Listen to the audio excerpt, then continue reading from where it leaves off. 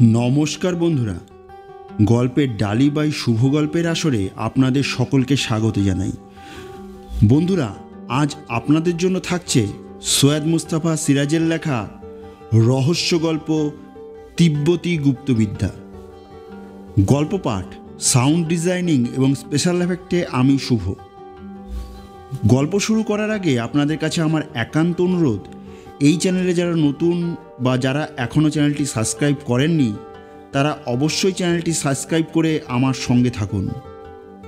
চলুন এবার তাহলে গল্প শুরু করা যাক। গুম্ফার ভিতর গা ছমছম করে অন্ধকার, কিছু দেখা যাচ্ছিল না। কিন্তু একটু পরে টের পেলুম বাইরের উজ্জ্বল রোদ থেকে এসেছি বলেই এমন মনে হচ্ছে। অন্ধকারটা ক্রমশ ফিকে হয়ে গেল। তারপর চোখের দৃষ্টি যত পরিষ্কার হচ্ছিল তত ভয় পাচ্ছিলুম।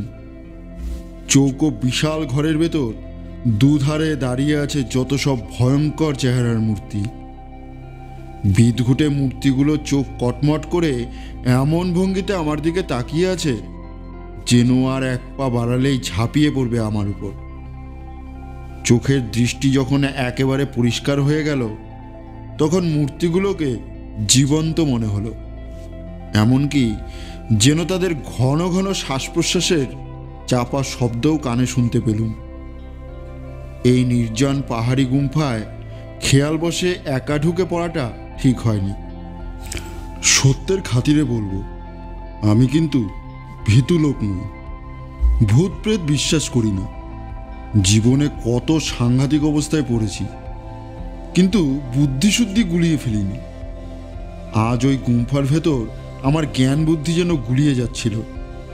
মনে হচ্ছিল একটা নিষিদ্ধ জায়গায় ঢুকে পড়েছি এবং একদল সাংঘাতিক জীবের পাল্লায় পড়ে গেছি। শুধু সাংঘাতিক হলেও কথা ছিল, এরা বুঝি বাস্তব পৃথিবীর কেউ নয়, রূপকথার এক ভুতুরে এলাকার বাসিন্দা। হয়তো মানুষ দেখলেই এদের জিভ লক লক করে ওঠে। কয়েক মিনিট চুপচাপ দাঁড়িয়ে রইলুম। না, ভয় পেয়ে পালিয়ে যাওয়ার পাত্র আমি নই। আমার কোমরের রীতিমতো একটা অটোমেটিক রিভলভার আছে। কিম্ভূত প্রাণীগুলো যদি আমার উপর হামলা করে, যা থাকে পড়াতে গুলি আমি ছুড়বই। তাতে এদের গায়ে গুলি বিঁধবে কিংবা এরা ভরকে যাবে কিনা সেটা কোনো কথা নয়। কথা হলো যে অন্তরে আমার সাহস বাড়বে গুলির শব্দে।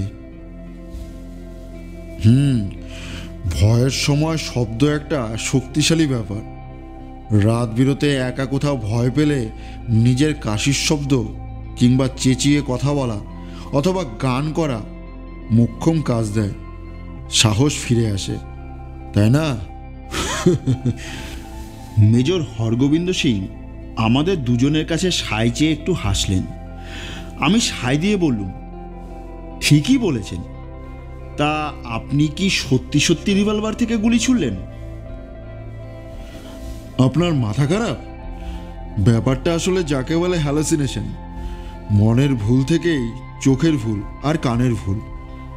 তিব্বতের বৌদ্ধ গুম্ফাগুলো নতুন লোককে এইভাবে ভরকে দেয়। ওসব গুম্ফা মহাযানী সম্প্রদায়ের বৌদ্ধদের প্রার্থনা ঘর। মহাযানীরা তন্ত্রমন্ত্র, গুপ্তবিদ্যা বা অকাল্টের চর্চা করে। এসবের সাহায্যে নাকি তারা অলৌকিক শক্তিদের সঙ্গে যোগাযোগ করতে পারে। কর্নেল সরকার, আপনি নিশ্চয়ই মাদাম ব্লাভাৎস্কির কাণ্ড কারখানা জানেন। আমার ফ্রেন্ড, ফিলোসফার অ্যান্ড গাইড, স্বনামধন্য বুড়ো ঘুঘু মশাই চোখ বুঝে ইজি চেয়ারে আরামে বসে চুরুট টানছেন। গলার ভেতর শুধু একটা অস্পষ্ট শব্দ করলেন। মেজর আমার দিকে তাকিয়ে বললেন, মাদাম ব্লাভাৎস্কি 19 শতকে সারা পৃথিবীতে হুলুস্থুলু কাণ্ড বাঁধিয়েছিলেন। মাদ্রাজের কাছে তিনি প্রেতচর্চার একটা আখড়াও বানিয়েছিলেন। মাদাম বলতেন তিব্বতের রহস্যময় সাধুরা তার গুরু। এক গুরুর নাম ছিল কুটহুর্মি, অদ্ভুত নাম। এই গুরু তিব্য শরীরে চোখের পলকে তার কাছে নাকি হাজির হতেন। কখনো মাদামের প্রেতচর্চার আসরে শূন্য থেকে ছিটকে পড়ত গুরুদেবের চিঠি। এইসব চিঠিকে উনি বলতেন মাস্টার লেটার্স। তবে ভারতে স্বাধীনতাবোধক, স্বদেশপ্রীতি এবং আত্মমর্যাদার জ্ঞান সঞ্চার মাদামের প্রেরণা অনেক। সেই জন্যই তিনি ভারতে ছিলেন পরম শ্রদ্ধেয়া। এই রুশ মহিলার কাছে সত্যিই আমরা ঋণী। এবার ঘুঘুমশাই শ্রীযুক্ত কর্নেল নীলাদ্রি সরকারের কথা শোনা গেল। চোখ বন্ধ, ঠোঁটের ফাঁকে চুরুট, সাদাদারি চুলকে বললেন, মাদাম ব্লাভাস্কি রাশিয়া থেকে ভাগ্যের খোঁজে মার্কিন মুলুকে পাড়ি জমান। যখন নিউ ইয়র্কে গুছিয়ে বসেন তখন বয়স ছিল 42। 1835 খ্রিস্টাব্দের 7ই সেপ্টেম্বর তার বাড়িতে এক ভদ্রলোক মিশরের মমিভূত হাজির করেন। তখন থিওসফিক্যাল সোসাইটি নামে সর্বপ্রথম একটি প্রতিষ্ঠানের জন্ম হয় সেই সন্ধ্যাতেই। তবে যাই রটুক, মাদাম কদাচ তিব্বতে যাননি। মেজর বললেন, বলেন কি, আপনি তাহলে এসব মানেন? কি সব? অলৌকিক শক্তি, ভূতপ্রেত? তা মানি বই কি। এবার আমার অবাক হওয়ার পালা। জানি সর্ববিষয়ে প্রাজ্ঞ এবং সব কিছুতে নাক গলানো এই ধুরন্ধর গোয়েন্দা ভদ্রলোকের জুড়ি নেই কোথাও। কিন্তু উনি নিজেও ভূতপ্রেত ট্রেত বিশ্বাস করেন জানা ছিল না। বললুম, কর্নেল নিশ্চয়ই রসিকতা করছেন। আমার বৃদ্ধ বন্ধু গম্ভীর মুখে বললেন, ডার্লিং, তুমি নিশ্চয়ই শেক্সপিয়ার পড়েছ। শেক্সপিয়ারের মুদ্রা কথাটা হচ্ছে এই বিশ্বব্রহ্মাণ্ডে এমন অনেক ব্যাপার আছে যাতে মানুষের আক্কেল গুরুম হয়ে যাবে। জয়ন্ত, রবি ঠাকুরও বলেছেন, বিপুলায়ে পৃথিবীতে কতটুকু জানি। মেজর সাহেব হতাশ ও বিরক্ত হয়ে বাঁকা মুখে বললেন, আপনাকে আমি যুক্তিবাদী মানুষ ভেবেছিলাম। বোঝা যাচ্ছে মাদাম ব্লাভাৎস্কির কাণ্ড কারখানা আপনি সত্যি বলে মানেন। অথচ দেখুন, লন্ডনের আত্মা সংক্রান্ত গবেষণা সমিতির পক্ষ থেকে মাদামের ক্রিয়াকলাপের তদন্ত করে বলা হয়েছিল সব জোচ্চুরি। ইতিহাসে এই মহিলার মতো ধূর্ত ঠক আর দেখা যায়নি। কর্নেল মৃদুহাস্যে বললেন,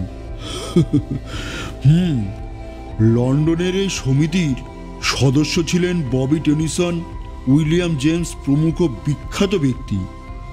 আর ওদের পক্ষ থেকে যিনি তদন্ত করেন তার নাম রিচার্ড হডসন। মাদ্রাজের কাছে বঙ্গোপসাগরের তীরে অ্যাডিয়ারে মাদারের আখড়ায় তিনি এসেছিলেন। এটা 1882 খ্রিস্টাব্দের কথা। মেজর হরগোবিন্দ বললেন, এত জেনেও আপনি অকাল্টে বিশ্বাস করেন? আশ্চর্য।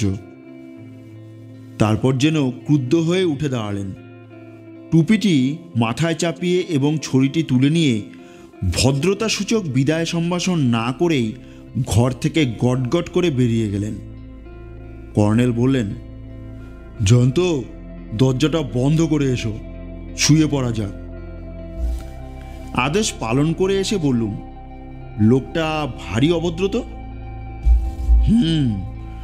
সেই জন্য হরগোবিন্দের বদলে ওকে বলা যায় মেজর গোয়ার গোবিন্দ। বলে কর্নেল হাসতে হাসতে বিছানার দিকে পা বাড়ালেন। বাথরুম থেকে ফিরে পোশাক বদলানোর সময় লক্ষ্য করলুম কর্নেল নাক ডাকছেন। গ্যাংটক থেকে প্রায় 100 মাইল দূরে তিব্বত সীমান্তে হিমালয়ের বুকে এই বাংলোটা সড়ক দপ্তরের। পেছনে খাড়া পাহাড় নেমে গেছে লাচেনচু নদীতে। তার ওপারে ঢালু হয়ে উঠে গেছে আরও পাহাড়। চিরতুষারের এলাকা ওদিকে। বিকেলে নদীর ওপারে পাহাড়ের একটা গুম্ফা দেখেছিলুম। সেই নিয়ে কথা শুরু। মেজর হরগোবিন্দ আমাদের সঙ্গী নন। তিনি আগেই এসেছেন, যেচে পড়ে আলাপ করেছেন।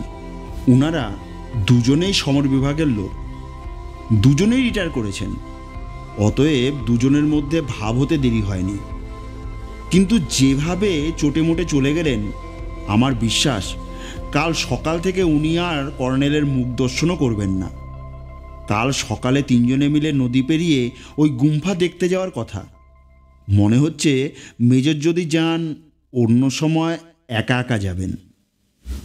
কখন ঘুমিয়ে পড়েছিলাম, তারপর দেখি এক ভয়ঙ্কর ব্যাপার। একটা রাক্ষসে চেহারার প্রাণী, কতকটা মানুষের মতন দেখতে, হাঁ করে আমার দিকে তেড়ে আসছে। ভয় পেয়ে চেঁচাবার চেষ্টা করলুম, গলা থেকে আওয়াজ বেরোলো না। প্রাণীটা অদ্ভুত গর্জন করতে লাগলো। কোথাও ঘন্টা বেজে উঠল। তারপর ঘুম ভেঙে গেল। বুঝলুম দুঃস্বপ্ন নিছক, কিন্তু বাইরে কিছু ঘটেছে। একটা হুলুস্থুলু কাণ্ড বেঁধে গেছে যেন। ঝড় বৃষ্টি শুরু হয়েছে। কিন্তু আশ্চর্য, সত্যি সত্যি কোথাও একটা ঘন্টা বেজে চলেছে ঢং ঢং করে। ঘন্টার শব্দটা বাড়ছে এবং কমছে। কখনো মনে হচ্ছে বাইরে নয়, আমার মাথার ভেতরেই বাজছে ঘন্টাটা। অতিষ্ঠ হয়ে ডাকলুম, কর্নেল, কর্নেল। কর্নেলের সাড়া এলো ওপাশের বিছানা থেকে। কি জয়ন্ত, ভয় পেলে নাকি? আরে ভয় পাওয়ার কি আছে, ঝড় বৃষ্টি হচ্ছে, শুনছেন না? শুনছি। ঘন্টা বাজছে কোথায় বলুন তো? নদীর ওপারে সেই গুম্ফায়। কিন্তু ওখানে তো শুনেছি কেউ থাকে না। ঠিকই শুনেছে ডার্লিং। তাহলে এ দুর্যোগে ঘন্টা বাজাচ্ছে কে? কেনই বা বাজাচ্ছে? জয়ন্ত, তখন বলেছিলুম পৃথিবীতে এখনো অনেক অদ্ভুত ঘটনা ঘটে এবং আক্কেল গুরুম হয়ে যায়।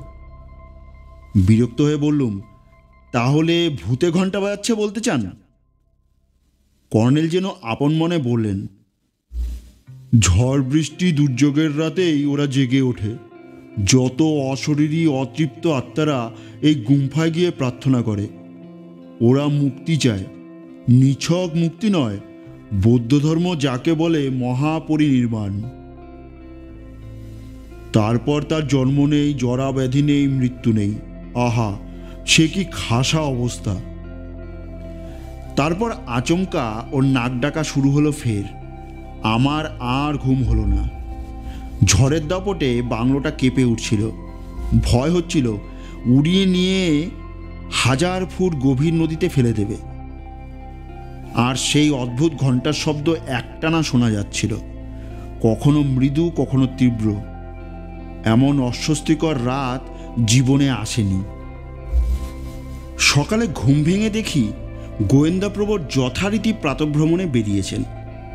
বাইরে আকাশ মোটামুটি পরিষ্কার। বিশ্বাস হয় না রাতে অমন ঝড়জল হয়েছে।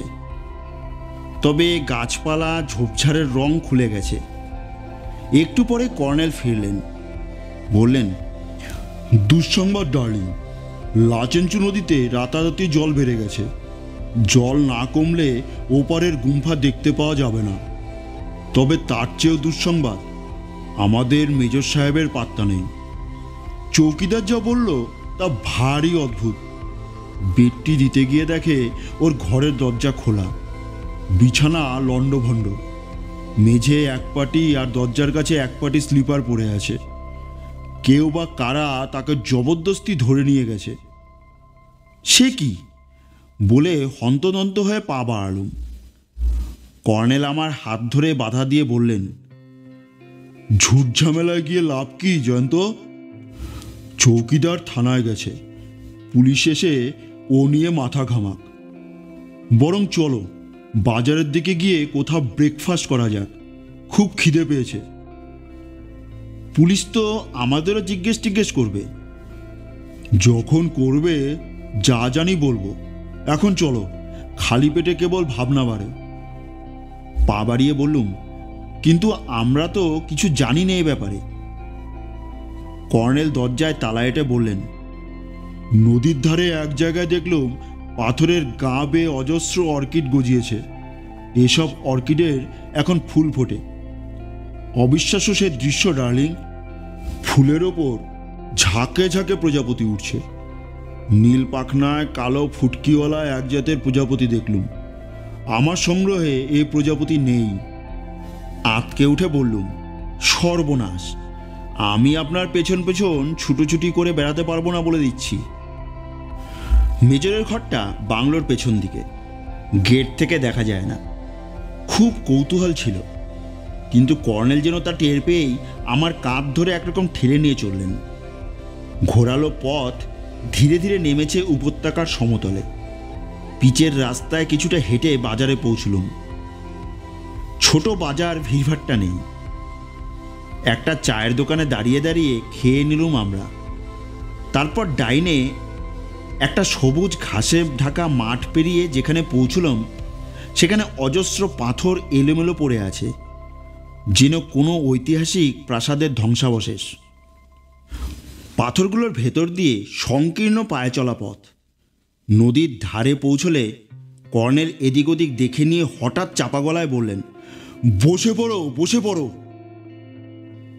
একটা পাথরের আড়ালে আমাকে টেনে বসিয়ে দিয়ে উনি গলায় ঝুলন্ত বাইনোকুলারটা চোখে রেখে নদীর ওপারে কিছু দেখতে থাকলেন। জিজ্ঞেস করলুম, ব্যাপারটা কি? কর্নেল মুচকি হেসে বাইনোকুলারটা আমাকে দিলেন। চোখে রেখে যা দেখলুম তাতে আমি হতভম্ব। নদীর ওপারে পাহাড়ের গায়ে একটা চওড়া চাতালে দাঁড়িয়ে আছে দুটো লোক। তাদের একজন স্বয়ং মেজর হরগোবিন্দ। মুখের চেহারা অস্পষ্ট বলে দ্বিতীয় লোকটিকে চিনতে পারলুম না। দুজনে কি যেন পরামর্শ চলছে। মেজর সাহেব কার সঙ্গে কথা বলছেন চিনতে পারছো তো জয়ন্ত? না তো, কেউ? একে কি কোথাও দেখেছি? দেখেছ ডার্লিং? আশা করি গ্যাংটকের সেই ম্যাজিশিয়ানটিকে তোমার মনে আছে। হ্যাঁ, আশ্চর্য কিছু ম্যাজিক দেখেছিলাম। চারধারে লোকের চোখের পাহারা, তার মধ্যে সেই জাদুকর তাক লাগানো খেলা দেখাচ্ছিল। খেলা ভাঙলে কর্নেল তার সঙ্গে আলাপ করেছিলেন। বুড়ো মাঝে মাঝে যেন কেমন শিশু হয়ে ওঠেন। ম্যাজিক দেখে সে কি খুশি! ম্যাজিশিয়ানকে 10 টাকা বকশিস পর্যন্ত দিয়ে বসলেন। লোকটা এখন মেজর হরগোবিন্দ সিংয়ের সঙ্গে কথা বলছে নদীর ওপারে একটা দুর্গম জায়গায়। আর মেজর ভদ্রলোক নাকি নিখোঁজ হয়েছেন। ঘরের বিছানা লণ্ডভণ্ড, পায়ের চটি ছিটকে পড়েছে। কারা জবরদস্তি ধরে নিয়ে গেছে। মাথা মুন্ডু কিছু বোঝা যায় না। গুম হয়ে আছি দেখে কর্নেল বললেন, কিছু বুঝলে জয়ন্ত? না, একটুও না। আপনি বুঝেছেন কি? না। অতএব ব্যাপারটা বোঝা দরকার। চলো জয়ন্ত, ওপারে যাই। তা যাবেন কিভাবে? নদীতে এখন বান যে। মাইলটা কুজানে একটা দড়ির সাঁকো আছে, এসো। কিন্তু সাবধান, পাথরের আড়ালে আড়ালে আমাদের যেতে হবে। যেতে যেতে লক্ষ্য করলাম খালি চোখেও দেখা যাচ্ছে ওপাশের পাহাড়ের চাতালে দুটি ছোট্ট আবছা মূর্তি। আমার বৃদ্ধ বন্ধুটির শারীরিক ক্ষমতা দেখলে তাক লেগে যাবে। ভাগ্যিস ছাত্র জীবনে মাউন্টেনিয়ারিংয়ের ভালো ট্রেনিং নিয়েছিলাম এবং বারদুই পর্বত অভিযানে দৈনিক সত্যসেবকের পক্ষ থেকে সাংবাদিক হিসেবে যোগ দিয়েছিলাম। প্রাণান্তকার রজ্জু সেতু পেরিয়ে বিস্তর পাহাড়ি গোলকধাঁধায় ঘুরে ঘুরে যখন চাতালের কাছে পৌঁছলুম, তখন অবস্থা শোচনীয়। মেজর এবং ম্যাজিশিয়ান আমাদের অপেক্ষায় বসে থাকার পাত্র নন। বেমালম নিপাত্তা হয়ে গেছেন ততক্ষণে। হবেন এ তো জানা কথা। কর্নেলও কম গোয়ার নন দেখা যাচ্ছে। আমার মনের কথা আঁচ করে গোয়েন্দাপ্রবর বললেন, ডার্লিং, এ বৃদ্ধের প্রতি রুষ্ট হইও না। আমরা খুব পবিত্র জায়গায় এসে পৌঁছেছি।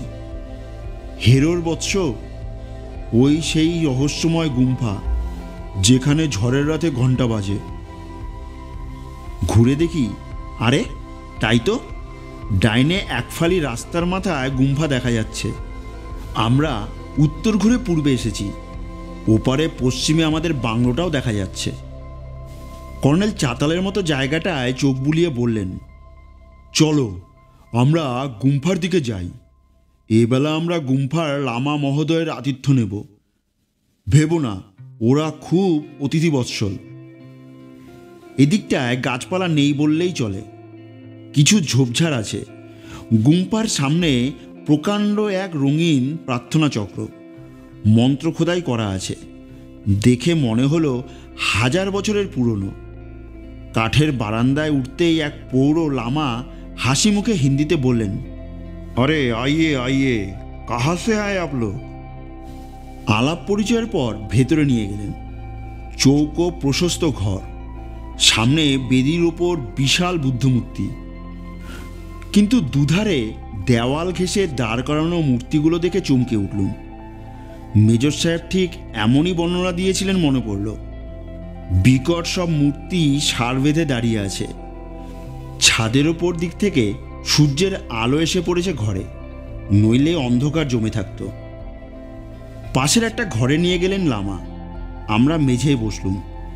উনি কাঠের আসনে বসে বললেন, আমি সকালে আসি, সন্ধ্যার আগে চলে যাই। ওপর দিকে নতুন গুম্ফায় আমরা অনেকে মিলে থাকি। এই গুম্ফাটা দেখাশোনার দায়িত্ব আমার ওপর, তাই রোজ আসতে হয়। কর্নেল বললেন, শুনেছি এ গুম্ফায় রাতে থাকলে বিপদ ঘটে, তা কি সত্যি? লামা একটু হেসে বললেন, এমনকি দিনেও মার কখনো কখনো দেখা যায় এই গুম্ফায়। খুব সাহসী না হলে এখানে দিনেও থাকা কঠিন। এই তো আজ সকালে যখন দরজা খুলে ঢুকলুম, স্পষ্ট দেখলুম মার দাঁড়িয়ে আছে, বিকট তার মূর্তি। জোরে মন্ত্র পড়তে শুরু করলুম, তখন অদৃশ্য হয়ে গেল। আসলে গুম্ফার ছাদের মাথায় ওই যে দেখালাম সূর্যের আলো ঢোকার ব্যবস্থা, ওটাই মারকে দিনে দুর্বল করে রাখে। মার অন্ধকারের শক্তি কিনা।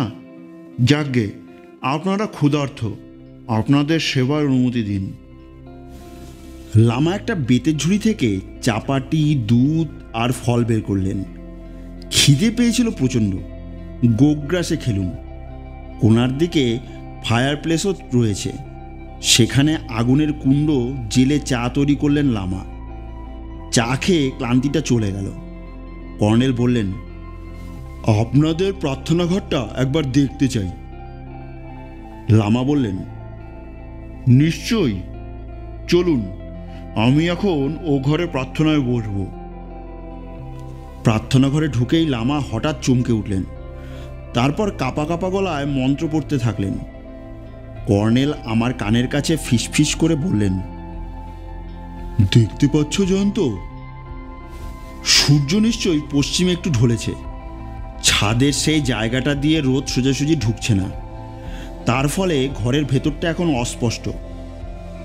আবছায়ার মতো কি একটা দাঁড়িয়ে আছে বেদির তলার দিকে, অবিকল মানুষের মতো একটা কালো মূর্তি। দেখা মাত্র আমার হৃৎপিণ্ডে রক্ত চলকে উঠল। যা দেখছি তা কি সত্যি? কারণ মূর্তিটা আসলে মেঝে থেকে 2 ফুট উঁচুতে শূন্যে ভাসছে এবং দুলছে। তারপরেই বাইরে একটা শনশন শব্দ উঠল। প্রার্থনা ঘরের দরজাগুলো মচমচ করে উঠল এবং বাইরে থেকে ঝড়ো হাওয়া এসে ঢুকলো ঘরে। ছাদের ঘুলঘুলিতে যেটুকু আলো আসছিল হঠাৎ তা বন্ধ হয়ে গেল। অন্ধকার ঘরটায় ভরে গেল। তারপর করকর করাত করে বাজ পড়ল কোথায়। মেঘ ডাকতে থাকল। দরজা দিয়ে বিদ্যুতের ঝিলিক ঢুকলো ঘরের মুহুর্মুহু। তাই দেখলুম শূন্যে দাঁড়ানো মূর্তিটা ভীষণ দুলছে। তারপর শুরু হয়ে গেল বুক হিম করা সেই ঘণ্টাধ্বনি। কাল রাতের মতো ঢং ঢং ঢং ঢং, কখনো তীব্র কখনো মৃদু। তার তালে তালে রহস্যময় ছায়ামূর্তি দুলতে থাকলো। লামার চিৎকার শুনলুম, পালিয়ে আসুন। কর্নেল আমার কাঁধ আঁকড়ে ধরে বলে উঠলেন, নড়ো না, চুপচাপ দাঁড়িয়ে থাকো। লামাকে ছিটকে বড় দরজা দিয়ে বেরিয়ে যেতে দেখলুম। সেই সঙ্গে চোখে পড়ল বাইরে তুমুল ঝড় বৃষ্টি চলছে। কাঠের তৈরি প্রাচীন গুম্ফা মচমচ করে কাঁপছে। বেদির ওখানে মারকে আর দেখতে পেলুম না। সে একেবারে অদৃশ্য হয়ে গেছে। এদিকে ঘন ঘন বাজ হরকাচ্ছে। কানে তালা ধরে যাচ্ছে মেঘের গর্জনে। বিদ্যুতের তীব্র ছটা এসে ঢুকছে ঘরের ভেতরে। ভয়ে চোখ বুজে ফেলেছি। বিকট মূর্তিগুলো যেন এগিয়ে আসছে আমাদের দিকে। কতক্ষণ মারের সেই উপদ্রব চলল বলা কঠিন। যখন সব শান্ত হলো তখন কর্নেল ফিসফিস করে বললেন, এসো জয়ন্ত, লামার ঘরে একটা হ্যারিকেন দেখেছি, সেটা জেলে নিয়ে আসি। হ্যারিকেনটা জেলে দুজনে প্রার্থনা ঘরে ফিরে এলুম। বিকট মূর্তিগুলোকে সেই আলোয় বড় ভয়ঙ্কর দেখাচ্ছিল। কর্নেল কি করতে চান বুঝতে পারছিলুম না। বুদ্ধ মূর্তির কাছে গিয়ে উনি হঠাৎ অস্ফুটস্বরে বলে উঠলেন, সর্বনাশ, মার বেচারা এখানে পড়ে আছে দেখছি। বেদির নিচে বাঁদিকে একটা মূর্তির পায়ের কাছে উপর হয়ে কেউ পড়ে আছে। কর্নেল গুম হয়ে বললেন, বেচারা মারা পড়েছেন জয়ন্ত। তাহলে যাকে দেখে মার ভেবে লামা ভয় পেয়ে পালিয়ে গেলেন এবং আমারও হৃৎকম্প হচ্ছিল, তিনি আসলে মেজর সাহেব। কিন্তু আশ্চর্য, ওকে শূন্যে দাঁড়ানো দেখছিলুম কেন? কর্নেল হ্যারিকেন তুলে ছাদের দিকটা দেখছিলেন। বললেন, এই দেখো জয়ন্ত, কড়িকাঠের আটা আংটা থেকে একটা ছেঁড়া দড়ি ঝুলছে। আমরা যখন উপাসের ঘরে লামার কাছে ছিলুম তখনই ওকে কেউ বা কারা খুন করে দড়ি বেঁধে ঝুলিয়ে দিয়েছিল ওখানে। দড়িটা ছিঁড়ে মেজর সাহেবের মরা পড়ে গেছে। আমরা যাতে ভয় পেয়ে গুম্ফা থেকে পালিয়ে যাই তার জন্যই এ কাণ্ড করা হয়েছিল। কর্নেল বিশাল বেদির উপর উঠে গেলেন। তারপর উত্তেজিতভাবে ডাকলেন, দেখে যাও জয়ন্ত। গিয়ে দেখি বুদ্ধমূর্তির পিঠের দিকটা ভাঙা এবং মূর্তির খোলের মধ্যে কতকালের পুরনো একগাদা পুঁথি তছনছ অবস্থায় রয়েছে। কেউ বা কারা মরিয়া হয়ে কিছু হাতড়েছে। গুপ্তধন ছিল নাকি? বললুম, কর্নেল, মেজরকে খুন করে সেই ম্যাজিশিয়ান বেটা গুপ্তধন হাতিয়ে পালিয়েছে। তাছাড়া আর কোনো ব্যাখ্যা হয় না আমার মনে হচ্ছে। বুটের শব্দ তুলে একদল পুলিশ ঢুকছিল গুম্ফায়। কর্নেল ভারী গলায় বললেন, আমাদের দুর্ভাগ্য মিস্টার শর্মা, যা ঘটবার ঘটে গেছে। পরদিন সকালে বাংলোর বারান্দায় বসে কর্নেলের কাছে রহস্য কথা শুনছি। Police officer mister Prabhudayal Sharma এলেন। বললেন, এইমাত্র মর্গ থেকে আসছি। ব্যাপারটা বড় আশ্চর্যের কর্নেল। ডেড বডির মুখে। কথা কেড়ে কর্নেল বললেন, নকলদারি, অর্থাৎ মরাটা মেজরের নয়, ম্যাজিশিয়াম ততিরামের। মিস্টার শর্মা অবাক হয়ে বললেন, জানতেন নাকি? তখন তো বলেননি। বললে পুলিশ মহলে রটত, হরগোবিন্দ সাবধান হয়ে যেত, তাকে ধরতে পারতেন না সহজে। বলে চুরুট ধরাতে মন দিলেন কর্নেল। শর্মা বললেন, হরগোবিন্দ ধরা পড়েছে গ্যাংটকে। সে মোটেই মিলিটারির লোক নয়, খুব পুরনো দাগি।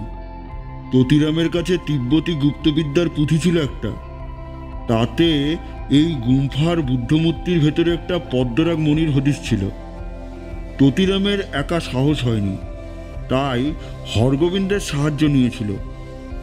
তবে হরগোবিন্দ চালটা চেড়েছিল ভালো, তাকে কেউ ধরে নিয়ে গিয়ে খুন করেছে। এই ব্যাপারটা তাকে আত্মগোপনের সময় দিত অনেকখানি। ভাগ্যিস আপনি টের পেয়েছিলেন। কর্নেল বললেন, পরশু রাতে ঝড়ের আগে বাইরে পায়ের শব্দে উড়কি মেরে দেখি মেজর সাহেব এবং ততিরাম বাংলো থেকে নেমে যাচ্ছে। বারান্দার আলো পড়েছিল রনে, তা না হলে কিছু টের পেতুম না। বললুম, কিন্তু ঝড়ের সময় ঘন্টা কোথায় বাজে? কর্নেল বললেন, গুম্ফার ভেতর ছাদে ঝুলন্ত ঘণ্টাটা ঝড়ের ধাক্কায় দোলে।